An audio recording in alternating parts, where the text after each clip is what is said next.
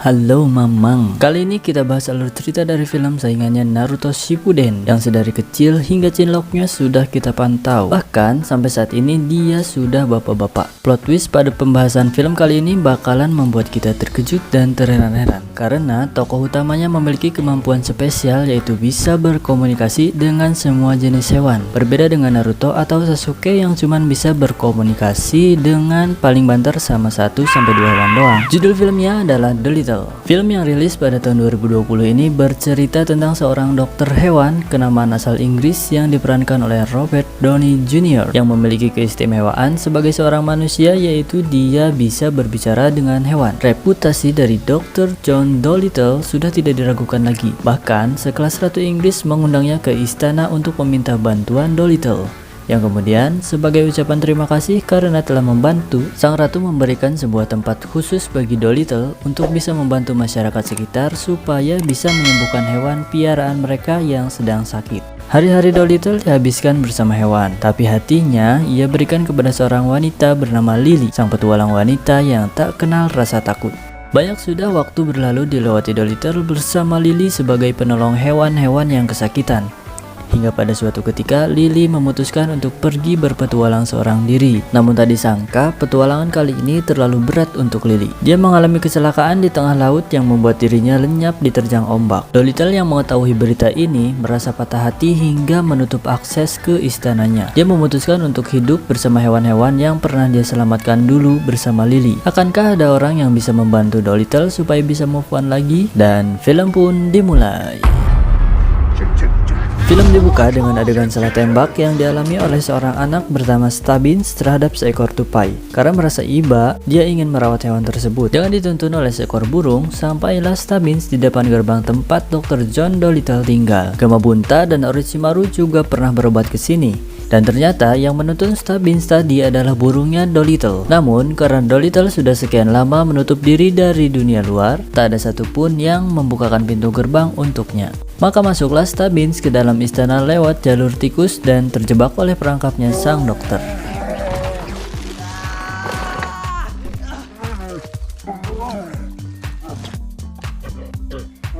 Di dalam, Dr. Dolittle dilayani oleh hewan piaraannya main catur melawan seekor gorila bernama Chichi yang selalu merasa takut dan punya penyakit asma. Namun, pertandingan dijeda karena ada kabar dari burungnya Dolittle bahwa ada seorang anak yang membutuhkan bantuan. Di luar, Stubbins ditemui oleh utusan dari istana Inggris bernama Lady Rose hendak menemui Dolittle atas perintah langsung dari sang ratu yang sedang sakit. Dolittle yang mengetahui bahwa ada orang yang masuk kawasan rumahnya merasa resah karena sudah sekian lama dia melarang manusia untuk masuk rumahnya lagi. Namun karena dua anak ini dalam keadaan yang sangat membutuhkan bantuan dari Dr. Dolittle, mereka memaksa untuk masuk.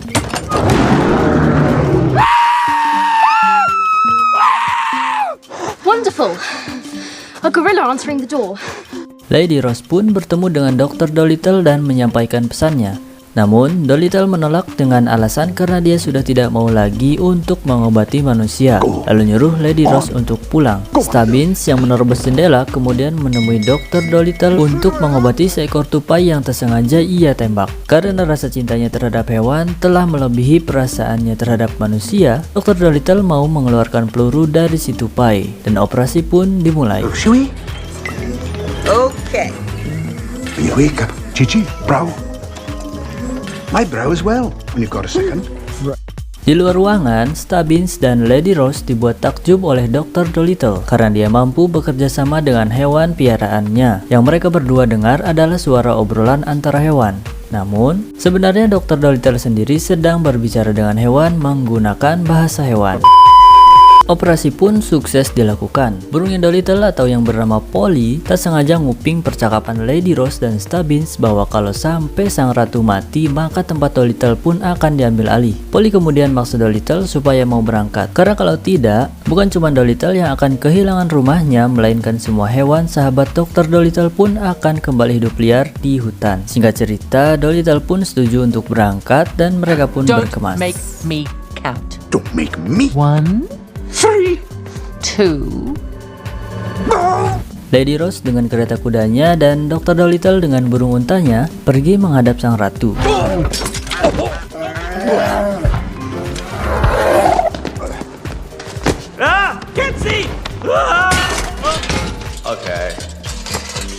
I blame the hat. Sesampainya di istana, Dolittle langsung mengecek keadaan sang ratu. Di sana ada Lord Badgley, Blair Moodfly, dan Stubbins. Namun, karena ada hal yang dirasa janggal, Dr. Dolittle perlu beberapa informasi yang lebih jelas. Lalu, sampailah pada sebuah kesimpulan bahwa sang ratu telah teracuni oleh tanaman Nightshade Flower yang hanya bisa disembuhkan oleh buah dari pohon yang tidak pernah ditanam yang tumbuh di sebuah pulau yang tidak pernah ditemukan, yaitu buah dari Eden Tree. Karena tak banyak waktu yang mereka miliki, Dolittle pun memutuskan untuk melakukan perjalanan berbahaya menuju pulau yang tidak pernah ditemukan. Stubbins, yang tidak termasuk dalam rencana Dolittle, dijemput oleh Polly dan kawan-kawan di rumahnya. Polly beranggapan bahwa Stubbins adalah anak yang spesial dan sudah seharusnya membantu Dr. Dolittle. Di tempat lain, Lord Badgley dan Moodfly mempunyai rencana jahat untuk menyingkirkan Dolittle supaya ratu mereka tidak bisa diselamatkan. Namun, rencana mereka terdengar oleh hewan yang ditinggalkan Dr. Dolittle sebagai mata-mata di sana. Di tengah perjalanan, Dr. Dolittle mendapati Moodfly yang terlihat mengejar menggunakan kapal yang lebih canggih. Untuk bisa menjauhi kapalnya Moodfly, Dr. Dolittle beserta kru meminta bantuan Paus supaya laju kapal mereka bisa lebih cepat. Dan benar saja, dengan cara ini mereka pun berhasil kabur. Stubbins yang mulai diterima oleh Dr. Dolittle diberitahu bahwa yang mereka butuhkan untuk bisa sampai di Eden Tree Island adalah jurnal peninggalan Lily yang saat ini disimpan oleh ayahnya, yaitu Raja Rasuli di Monteverdi. Dengan bantuan bos semut dan seekor capung, Dr. Dolittle bersama Stubbins berhasil menyusup masuk ke istana King Rasuli. Namun sedikit kacau karena Stubbins kegep. Akhirnya mereka berdua ditangkap. Stubbins diajak makan-makan oleh King Rasuli dan Dr. Dolittle dijadikan makanan macan. Si capung yang mengetahui hal ini melaporkan kepada kru Dr. Dolittle yang menunggu di kapal. Mereka pun segera menolong sang dokter. Kali ini Cici yang selalu dipenuhi oleh rasa takut berhasil mengalahkan si macan dan menyelamatkan Dr. Dolittle dari kematian. Go to sleep, baby tiger. Time to put those... Beruang kutub melemparkan sebuah bom yang kemudian memancing perhatian King Rasuli yang sedang berpesta. Merasa ada kesempatan, Stubbins pergi mengambil jurnalnya Lily lalu kabur. Stubbins yang dipenuhi rasa gembira karena bisa nyuri jurnalnya Lily menemui Dr. Dolittle yang ternyata sedang ditawan oleh Moodfly yang berhasil mengejar. Jurnal disita, perahu ditenggelamkan. Di posisi ini, Dr. Dolittle memutuskan untuk menjadi dukun. Di sini, Dr. Dolittle menceritakan kepada Stubbins dan kawan-kawan bahwa dulu istrinya yaitu Lily memaksanya untuk tetap di rumah dan membiarkan Lily berpetualang seorang diri. Dr. Dolittle merasa sangat menyesal karena seharusnya dia tidak membiarkan Lily pergi sendirian atau bahkan tetap di rumah sepertinya akan menyenangkan. Sang ayah atau King Rasuli yang mendengar curhatan menantunya merasa iba dan tanpa menghiraukan kekacauan yang telah dilakukan oleh Dr. Dolittle dan kawan-kawan di istananya, Rasuli menyuruh Dr. Dolittle untuk melanjutkan perjalanannya dan memberinya sebuah kapal. Lalu Dr. Dolittle beserta kru pun melanjutkan perjalanan mereka. Dengan dibantu oleh kawanan Paus, Dr. Dolittle berhasil mengejar Moodfly yang telah sampai lebih dulu di Eden Tree Island. Di sana, Dr. Dolittle kembali bertemu dengan Moodfly. Namun, terjadi chaos antara dua belah pihak karena Moodfly merasa ditipu oleh Dolittle yang tidak mau memberitahu di mana Eden Tree-nya. Padahal di posisi ini Dr. Dolittle sendiri pun sebenarnya tidak mengetahui di mana tepatnya Eden Tree berada. Hal ini kemudian menyebabkan naga penunggu Eden Tree ngamuk dan melenyapkan Moodfly beserta kru.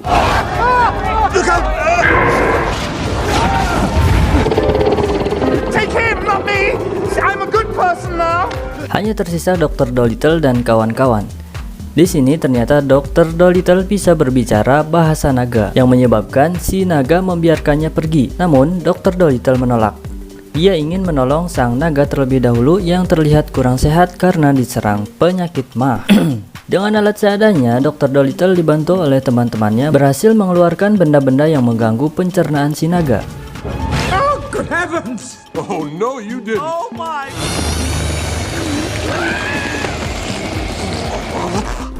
Respect. Dan sang naga pun berhasil sembuh dari mahnya. Karena merasa telah tertolong, sang naga memberitahu di mana Eden Tree berada dan memberikan salah satu buahnya kepada Dr. Dolittle.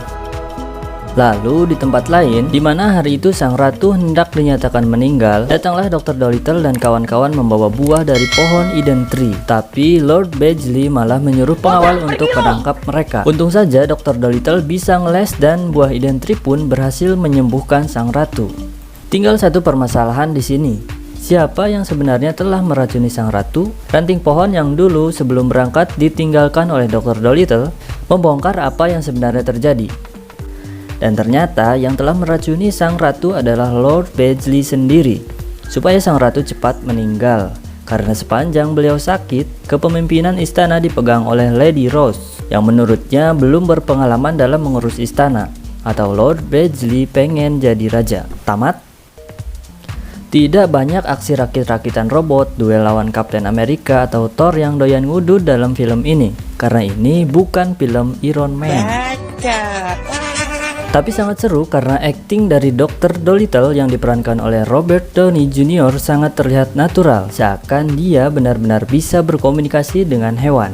Dan juga aksi epic Stabin yang happy ending.